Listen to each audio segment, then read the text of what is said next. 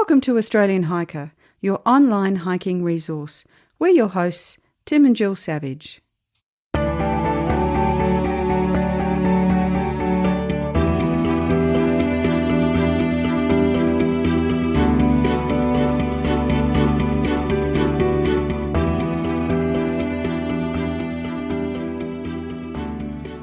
This is episode 161 of the Australian Hiker podcast. And in this week's episode, we're going to be talking about hiking styles. Now, when we think about hiking, we create a picture in our mind of what a typical day looks like. And if there's an overnight stay, we build a picture of what our campsite will look like at the end of the day. Now, the thing that we need to remember is that hiking is different for everyone, and there's no right view of the image that we create. How we come to hiking and camping will generate this mental picture. Are we lifelong enthusiasts that started out as part of a family activity, sometimes forced? Are we new hikers who only have just started? Are we the occasional hiker who does an adventure every so often and just turns up without wanting to do much work? Or maybe we don't fit into a single style of hiking and we'll choose our own adventure based on what we feel like.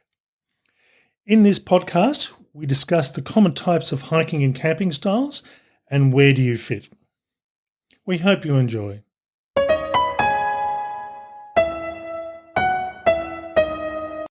Now, before we start talking about the particular definitions and terms, one of the things that actually prompted me to do this podcast was a few months ago, we actually did some car camping. We'll talk about that more in a minute. But as strange as it may seem, car camping is not something that we regularly do. No. Typically, we have a pack on our back. We're wandering through the bush and we're camping as we go. So it did prompt me to think about the different types of camping and hiking that people have options to. And realistically, there is no right or wrong here. It's whatever gets you out there is perfectly acceptable. So when we talk about camping, this is a generic term that I think everybody will have a very clear picture in their mind, which basically means we're sleeping in a tent. These days it might be a hammock or a shelter of some sort. I used to have a friend who thought camping was defined by the lack of a bar fridge. Anything that didn't have a bar fridge, a stocked bar fridge. They obviously didn't go to some of the camping sites we've seen at Christmas time down the New South Wales South Coast where people are in very large tents with plasma TVs and full-size fridges. Yeah, that's right. That's a whole new definition of camping, isn't it? So it's a generic enough term that's easily understood, but it really doesn't specify how you got there. All it says is you are sleeping in a tent or a shelter of some sort. Taking that to the next level, we've got camping as it relates to hiking. Now, if you're a hiker, this definitely does create a picture in most people's minds that they can relate to, and we are really limited to what you can actually carry as a hiker. Now, this might be quite a wide variety, but ultimately you can only carry as much as you can physically fit into your pack and that you can physically carry. And what this tends to mean is the camping and overnight gear will tend to be smaller, more compact, and typically lighter weight. Now, we've talked about the trade-off in the past episodes with hiking gear, and really it comes down to you've got durability, cost, and weight, and typically you can have two, but you can't have all three. So in this sort of situation here, you will work within a budget. You'll want something that fits one or two or three hikers, whatever it happens to be, but you won't sort of get carried away and carry a four-person tent just to go out by yourself, or at least you're unlikely to. So when you think of hiking and camping, you tend to think small and compact, and you tend to think limited luxuries. Everyone will always carry some luxuries, but they do tend to be limited. Yeah, and I think it's an interesting one, isn't it? Because just on that luxuries, you will decide what the one or two things are that, have most meaning for you, have most importance for you. We've talked previously about coffee and drinking coffee on the trail, and I like my coffee, but I won't take it on the trail with me. So that's something that is a luxury for me, but I won't take it hiking. And that's a good segue into the next type of camping, and specifically we're talking about car camping. Now, car camping is a pretty descriptive term and leaves no doubt to what it entails. So as a car camper, you tend to drive to your camping destination, and you'll either park your car almost immediately next to your tent, as is the case in the picture we have in the show notes or in the written article on this podcast. Or you might only have a short walk. You might park your car in the car park and walk 50, maybe 100 metres, but you're not talking about walking kilometres to get to the campsite. Mm. Now, as a car camper, you are less limited by space and weight. I mean, there is still a limit. You've got to be able to physically fit you and whoever else is with you and all your gear into a vehicle of some kind. But you don't have that limitation you tend to with when you're carrying a pack. And I think car camping often takes you into another realm as well, because you're not so limited. I think people then start to have this whole definition of, items that they want to take with them, and it's almost starting to get into replicating what you might have in your home. And you do tend to, I think, carry a lot more stuff than perhaps you necessarily need. Now, from our perspective, we don't own a dedicated car camping tent. We use our gear that we use when hiking. But what car camping does allow is those extras as Jill talked about. So you can start bringing a small table and some comfortable chairs. You can bring bottles of wine or alcohol because really you're not limited by the weight. You can have an esky with some ice in it, at least for a day or two, which means you can bring cheese and meat and all sorts of other food, which you wouldn't necessarily get away with on a hiking-based process. Well, not necessarily, because you could also have a little fridge that you could charge with your car, Tim. So, you might be able to have cheese and all sorts of other items for several days rather than just, one. That's true. I mean, the thing with car camping is it also tends to include things like motorcycles and push bikes. And I know when we asked our community about do they do car camping, we do get people respond and say yes they do on their motorbike, or they load up their push bike and travel. Push bikes are a bit more limited to space, but it does mean that you can actually travel somewhere.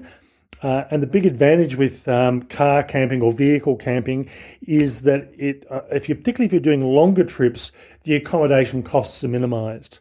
I mean, these days in Australia, an expensive campsite is probably around about the $20, maybe $25 mark. More often than not, it's much cheaper than that. You compare that to staying in a hotel or a pub, even for a cheap one for a night, which is going to cost you upwards of $50 to $100, depending on where you're going. And there are also lots and lots and lots of camping areas that you can drive into that are actually free, all over Australia. And, you might only need to go into something a little bit more fancy every few days to have a shower or something like that. Now, the other bonus, as I mentioned, that Jill and I use our hiking gear in most cases because we don't do it often enough. But, long term, we have a bit more long-term plans to do a bit more of it. And we're likely to get a dedicated car camping tent, which often means they tend to be a bit heavier in weight, a bit more durable. They often tend to have standing room. You'll often have very comfortably 2 or 3 people sleeping space, and you'll have a vestibule where you can throw all your wet gear or get out of there without having to get into the tent when it's pouring with rain. Yeah, the option of a bigger tent, a tent that we could stand up on, wasn't the immediate thought that I had in mind when Tim's doing his longer trips, and I'm supporting him with food drops or just not necessarily wanting to hike for 6 weeks. And we went to a leisure show with lots of caravans and that was sort of a bit mind-blowing in a way, because I couldn't believe the number of caravans that had ovens, and all I could think of was, I have an oven in my house that I don't use. I'm not going to drive around with a caravan and an oven. But anyway, that's just me. But my idea was to get a tiny, tiny, tiny, tiny camper trailer, and I thought that would be perfect for those times where Tim and I are not out hiking together, and I might be in the vehicle and camping somewhere, car camping somewhere, while he's walking to or from where I happen to be. And that sort of little image in my head was soon destroyed when I discovered that the tiny, tiny, tiny camper trailers had such tiny, tiny, tiny beds that Tim didn't fit. So it was a bit of a disaster, and walked away thinking, I think I could save myself $25,000 just by buying a bigger tent. So that's how we landed on the bigger tent. And I suppose something to think about with car camping as well. Many of you may have noticed that you're seeing a new vehicle in the images we're putting up on our blog and podcast, and this is because we basically can both sleep in the back of this vehicle. We supersized the Suzuki. We did. So we made sure that whatever vehicle we ended up getting, we could actually sleep inside it. And while it wouldn't be necessarily the thing we do all the time, it just means you don't have to rely on towing a trailer around or setting a tent up. You're self-contained. Yeah, and if the weather conditions were too bad or we got caught short or something like that, But we haven't done that yet, though. No. The vehicle's 12 months old. We haven't done that. Maybe that's on our list. I don't know. Now, the next type of camping/hiking experience is supported camping or supported hiking. Now, this is not a common term, but I think a lot of people will understand when we start talking about what it means. And really, this is a concept that sort of sits halfway between the traditional hiking and camping and glamping, which we'll talk about next. Now, the example I'll use here was on the Kangaroo Island Wilderness Trail, which we did a few years ago. And word of warning that this is now September 2020. The track was destroyed in last summer's bushfires, and it will be rebuilt at some point, but it may be another year or two before it's accessible. So it's use it as a guide only, and again, use it as a long-term add it to your bucket list, because it really was worthwhile doing. I tell you, that bucket list is getting pretty big because we can't get out and do anything. So one of the examples on the Kangaroo Island Wilderness Trail, we did this as a group of 3. We had a friend join us, and what ended up happening was Jill and I carried our full packs and our food and everything for 6 days. Our friend had a back and a foot issue, so that she wasn't game to be carrying a pack that was 15 to 20 kilos. And she was also, this was a new experience to her as well. She didn't want to overload herself and find out she was stuck on the track and couldn't do much. So what she ended up doing was she carried a day pack, and when she left camp at the end of the night, she would put her pack inside a locked trailer. She had the code for the trailer, and magically the trailer would appear at the next campsite. She would unlock the trailer, get her pack out, and set up her tent and get ready to go. So it means she had all the same equipment we did. She just didn't have to carry it for the whole day. Yeah, and it was a pretty good system, very, very reliable and quite secure. I think she did probably pack a little bit more than she needed on the basis that she didn't have to carry anything. But I guess, these things happen, so you may as well take advantage of the luxury. She did ask me, it was going to be cheaper if the transport included other packs, she did ask me if I would like to go in with her and get my pack delivered each day to the campsite. But, somebody said I wasn't allowed to do that. Guess who that was? So I think in that sort of instance, she still had to set up her tent at the end of the day. She still had to cook a meal. She still had to pack everything away and load it into the trailer the next day.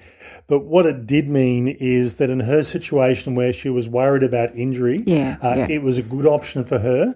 The distances didn't seem to worry her, but she was just worried about carrying a heavy pack over those distances. So it worked really well. From there, we go on to glamping. Now, I think glamping is a term that every person in Australia is probably aware of, even if they've never done it, even if they're not a hiker or a camper. Now, and I think in part this is because we tend to make fun of this as a term when we say people are glamping. And glamping or glamorous camping takes your usual basic setup and takes it to the extreme. Typically, when we're thinking of glamping, this is a style of hiking where, again, you probably carry a day pack, which is probably about the minimum you need. So you're carrying your snacks, your rain gear, your water, whatever else you want to use for the day, but all your extra clothing, your sleeping gear, whatever else you don't particularly need during the daytime, either gets transported either by vehicle or animal to the next campsite.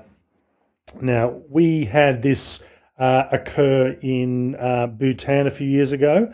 Now, we still walked. We carried day packs, but when we got to the site at the end of the day, the tent was set up. All we had to do was put our blow up our sleeping mats and put our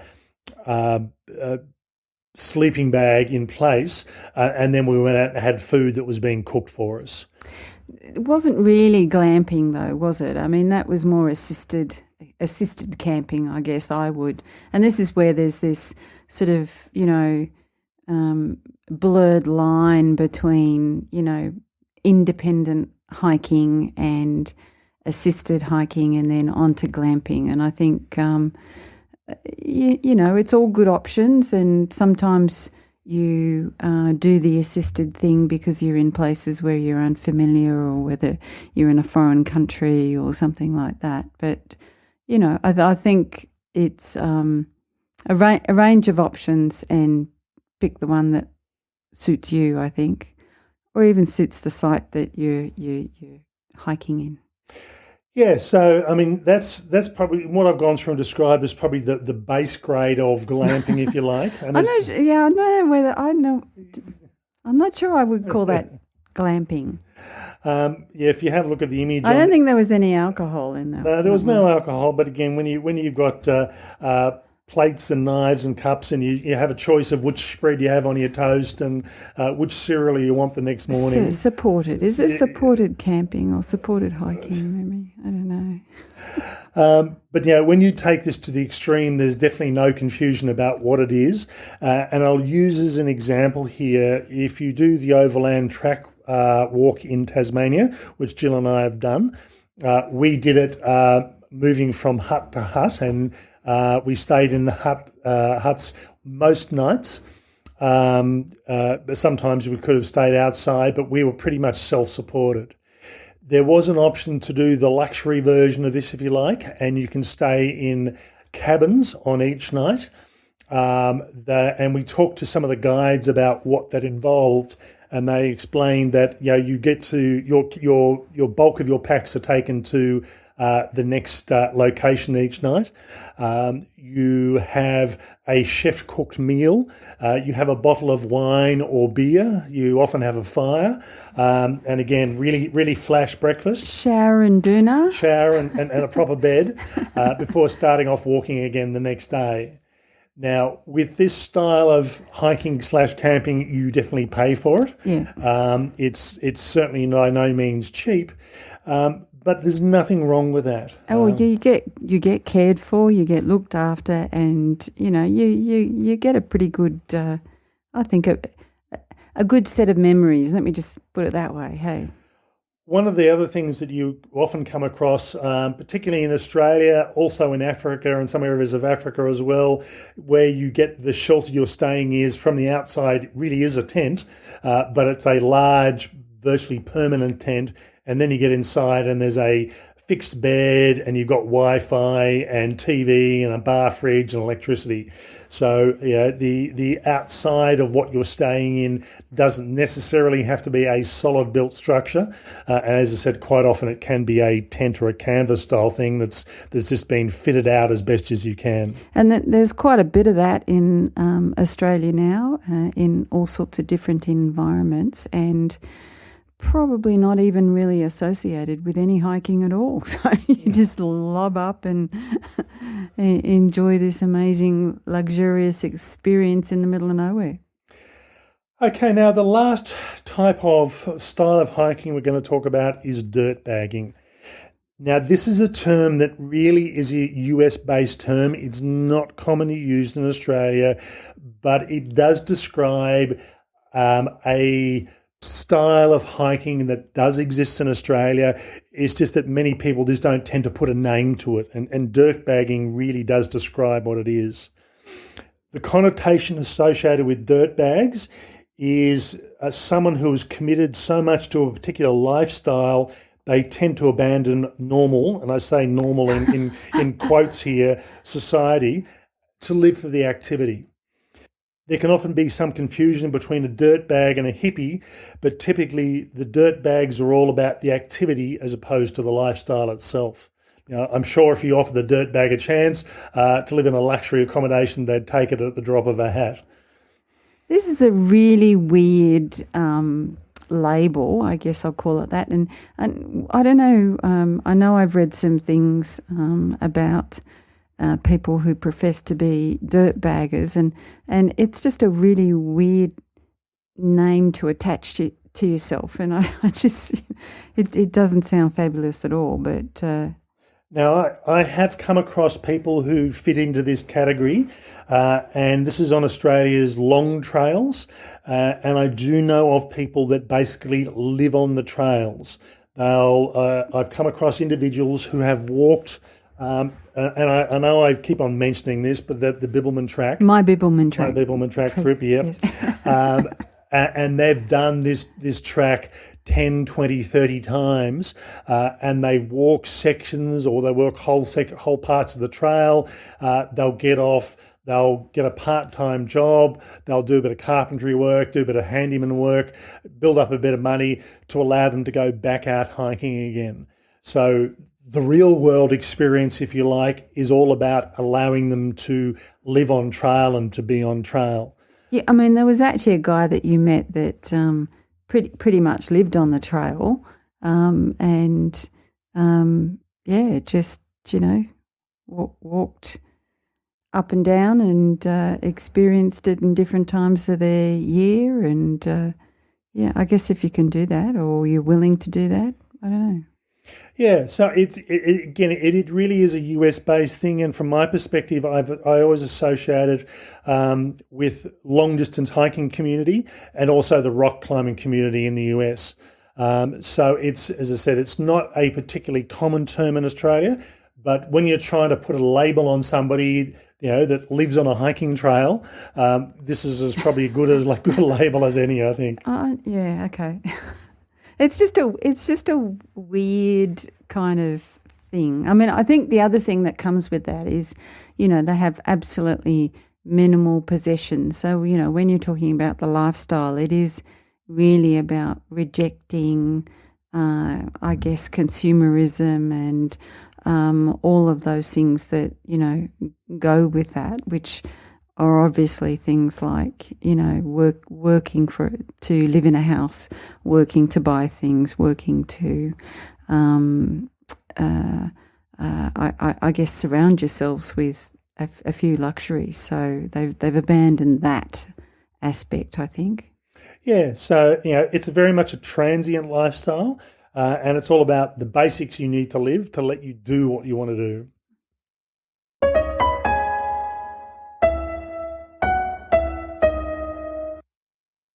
Okay, so just as a final thought on that, I mean, the main aim of hiking and camping is all about getting into the outdoors, enjoying nature, getting some exercise, and generally just decompressing from the hustle and bustle of a consumer-driven, technology-driven modern society. Now, each of us has our own reasons for getting out and about, and there isn't just one way of doing it. And as I said in the introduction, really, I hadn't actually thought about car camping as being something that Jill and I do, and it is really Because we don't. because we don't. It really is rare for us. But we are looking at it over the next sort of 5 to 10 years as being a viable option for getting between camping sites. We don't necessarily want to stay in a hotel every time we move around. Having a tent that we can go to a campground. Minimise the costs, providing the weather's good and everything else is good. But it gives you that versatility to be able to say, well, I'll stay in accommodation tonight, or no, I'll stay in a tent, and you can just move around and do what you like. Yeah, and we can join all of those thousands of other people who have discovered that because they can't go anywhere else, they're going to explore their own state. I think it is now with COVID, and ultimately we might be able to explore Australia. So apparently the sales of tents and camper vans and caravans has just skyrocketed. So and I think people have spent time renovating their homes and doing their gardens during COVID. So, yeah, it's interesting what we discover when we can't do other things. So I think ultimately what it comes down to is the phrase hike your own hike. Do what makes you happy. Absolutely. Do what you enjoy, and don't let anyone else tell you you're doing it the wrong way. If you go and camp in your car and go for 2-kilometre walks, that is fine. It gets you out there. It gets you out into nature. It doesn't matter. There is no right one way of doing things. It's what suits you. Yeah, and it's not a competition, is it? That's the other thing. Okay, we hope you've enjoyed this short episode on camping styles, and I'd be interested to hear where you fit into this category. Do you recognise yourself in any of these things? Are you a dirtbag? Are you a car camper? Let us know when we go through and post this episode on Facebook. Oh, and whether or not you've got another label that you attach to yourself that describes the kind of camping that you do. Okay, that's all for this week's episode. Next week, we're going to be interviewing the CEO of Soldier On. It seems like a weird interview to do for a hiking podcast, but there is method behind the madness there. So keep an eye out for that episode in a week's time. That's all for me. Bye for now. And bye from me.